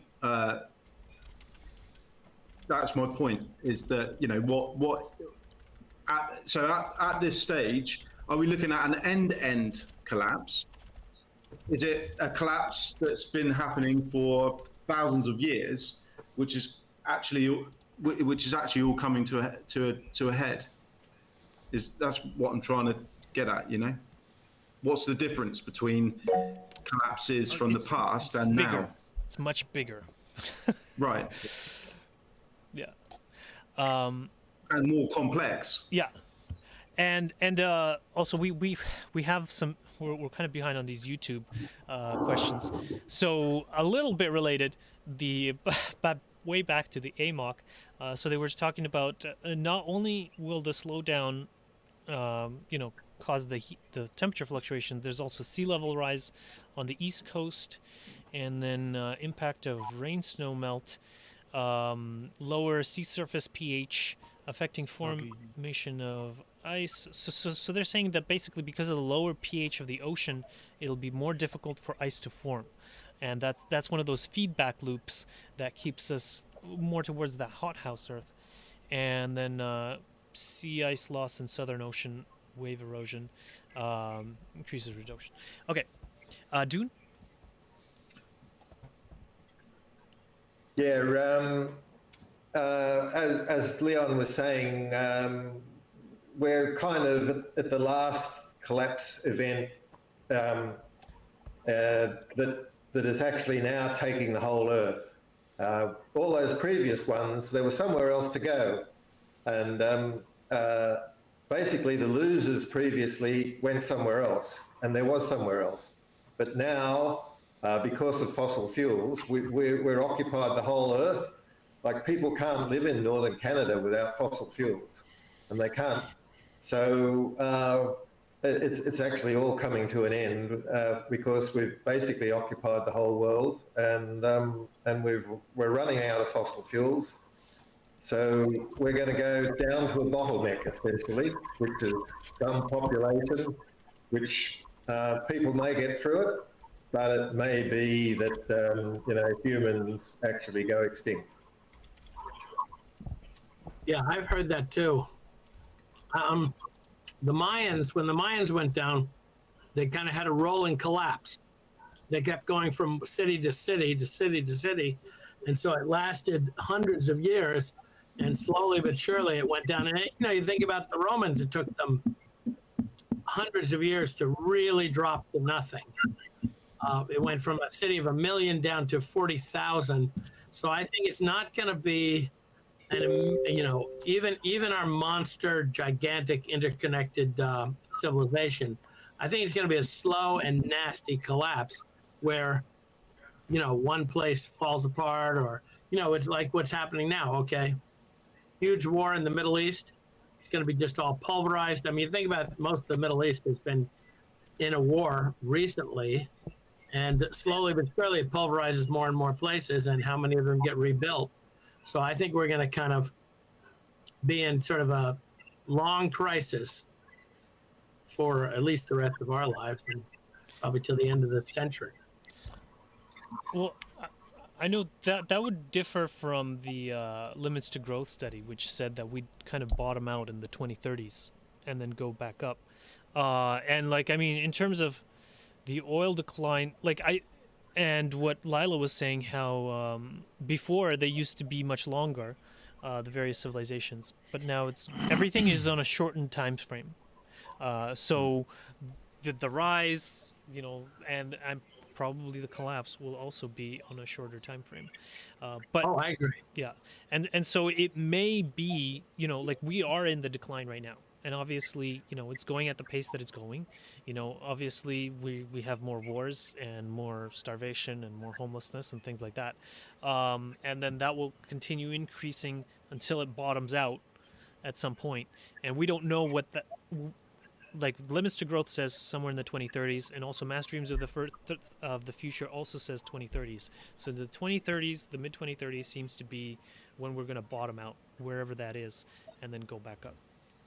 Well, no, I don't know if we're going to go back up, because the limits to growth also shows a drop in population starting in 2030s or something, and then continuing all the way to the end of the century. Yeah, that's true. Yeah, so even after here, I can get it out over here. Limits to growth. Yeah, the population does continue declining. Yeah, Right into 20. Yeah. So I mean, everything keeps going down here. Yeah, I'm not sure where I was seeing that, but basically, I think maybe it was the Mass Dreams of the Future. But once the population reaches some bottom, and the Mass Dreams of the Future was saying that we would have those, the Amish style lifestyle, and the food forest ones, and then the 2100, the food forests would be the main ones, and then they would be taken over by, the Amish would be the main ones in 2100. And then afterwards, they would turn into the New Age ones. Here, so. But the thing is that those in charge are never going to let that happen. So it's going to come crashing down very rapidly, because it's going to be like peak oil, and the absence of energy to run the current system is going to be forced on the whole world. And as Lila said, there's going to be a downward kind of bumpy ride, and every time there's a depression, the amount of oil consumption is going to go down, and so there'll be a little bit more of a rise because the price is lower, and then it'll collapse again. And then with each time, it'll continue to go down and down and down, and probably at some point in time, it's going to be a really rapid sort of final drop. And with each of those, things are going to get worse and worse for everybody. The alternative is that the elites know this, and they're already planning for a low population Earth. And how are they going to go about that? What are they doing to make that happen? The wars are part of it. Just one question is, like, who are these elites? And I know at least one group that I agree would disagree with a sustainable transition is the real estate investors, like BlackRock, because our sustainable transition would require us letting flesh and blood human beings to have land to grow their own food and firewood, and that directly contravenes companies like BlackRock and other real estate investors that are buying up huge amounts of land that they want for themselves. And so, like, I've read statistics like 30 to 40% of Ukraine has been bought up by BlackRock and related companies already. And so, with Russia having control over it, BlackRock's investments are under threat, and so they're willing to throw a bunch of money to get their investments back or whatever. Well, that's disaster capitalism. Who is that? Naomi Klein? Yeah.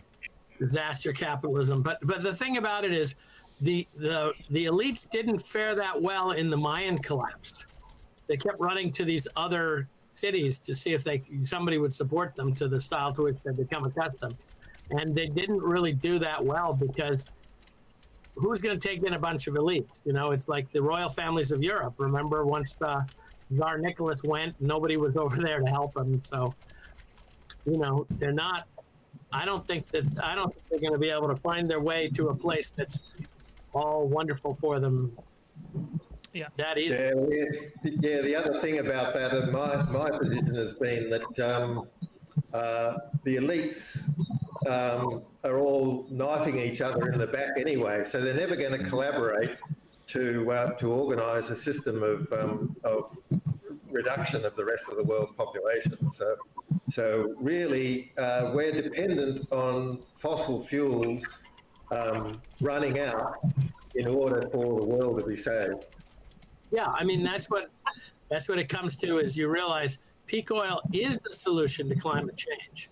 Yeah. Because we're not doing it ourselves. We can't stop ourselves. We kind of just keep flying around and having a party all the time. It's the solution to overshoot. Climate change is just one of the aspects of overshoot. Yes, yeah. Yeah, I mean, I guess I'm not particularly sure it's the solution to climate change, because I still think there's a heck of a lot of oil we're going to be burning on the downslope. Yeah. And then what we're likely to do is denude the forest, which will suddenly, start losing our carbon sinks. I don't know. I mean, I think we're going to just keep on burning until we can't. And at that point, we've already overloaded the climate, and I think we're likely to do a heck of a lot more damage over the next 20, 30 years on our way down. Oh yeah, I mean, you look at the limits to growth, and they show pollution peaking a little after everything else. So, we're going to kind of pollute ourselves off the planet before we start to figure out what to do. Yeah. Yeah. So I asked ChatGPT about who are we kind of working against, if you will, like large agribusiness, or who would be opposed to sustainable transition. Large agribusiness, because it would lower their market share if people are growing their own food. Fossil fuel industry, because if people are using renewables, then they're not using fossil fuels. Real estate developers, like we already mentioned those, because they want to own all the land.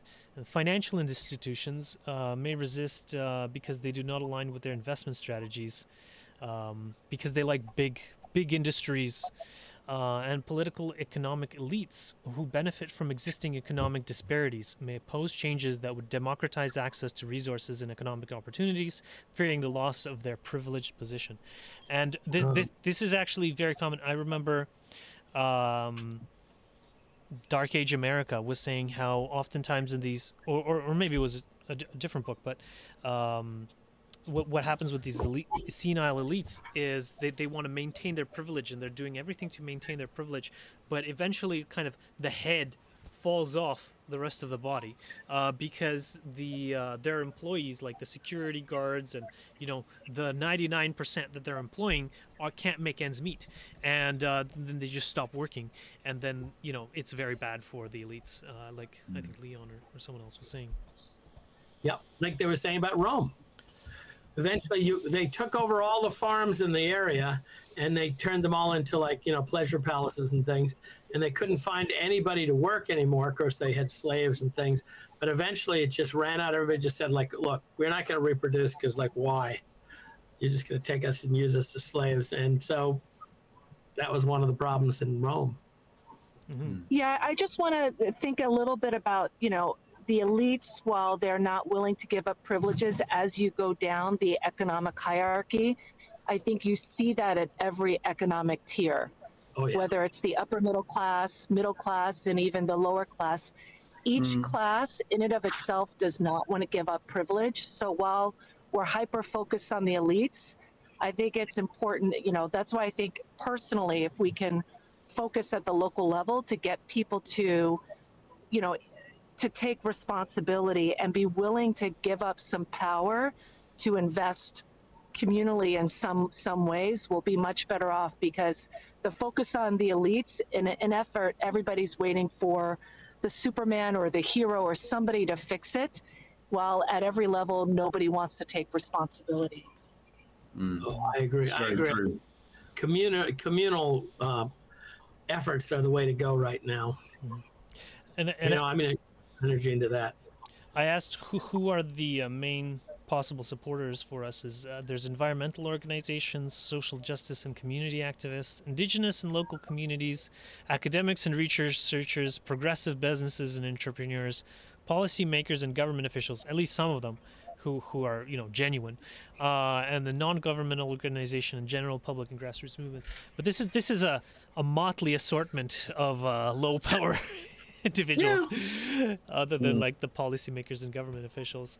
It says particularly those with a focus on environmental and social policies that support sustainable transitions. They may be willing to work with land distribution and ecological farming and renewable projects. So like Lila was saying, like one of your best bets is probably to find a county or a community which is willing to, work on this sustainable kind of transition, and then, work in that area.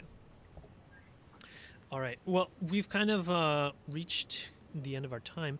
Do you guys have any final comments or questions before we sign off? Great chat. Yeah. All right. So, Simon, did you have any last remarks? No. The work I'm doing is continuing.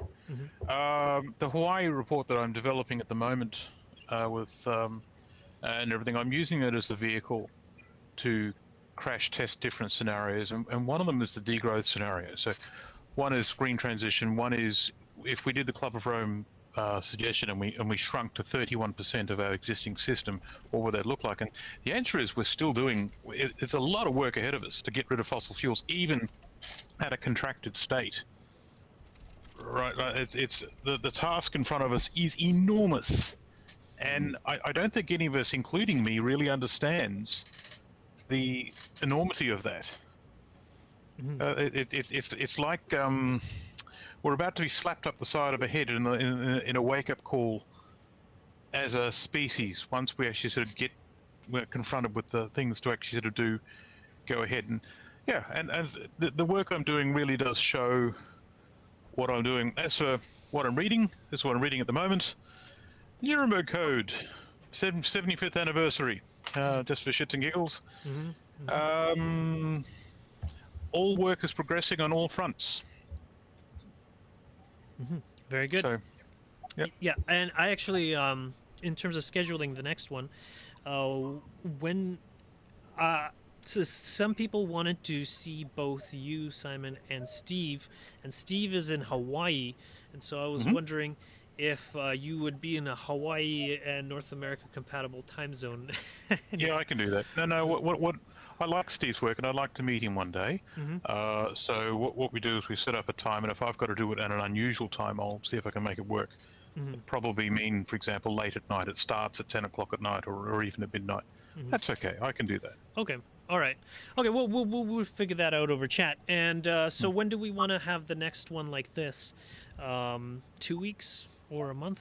What do you guys say? All right. Well, all right. If you give me a month, I'll actually have something different to tell you. There you go. All right. Sure. I've actually got some work to do. Okay. Fair enough. Fair enough. All right. So we'll schedule another one in March. All right, everybody. So we leave you in the love and in the light of the one infinite Creator. Go forth, therefore, rejoicing in the power and in the peace of the one infinite Creator. Good night. And happy transitioning. Okay. Yep. Bye bye. Okay. Bye. Bye bye. Thank you.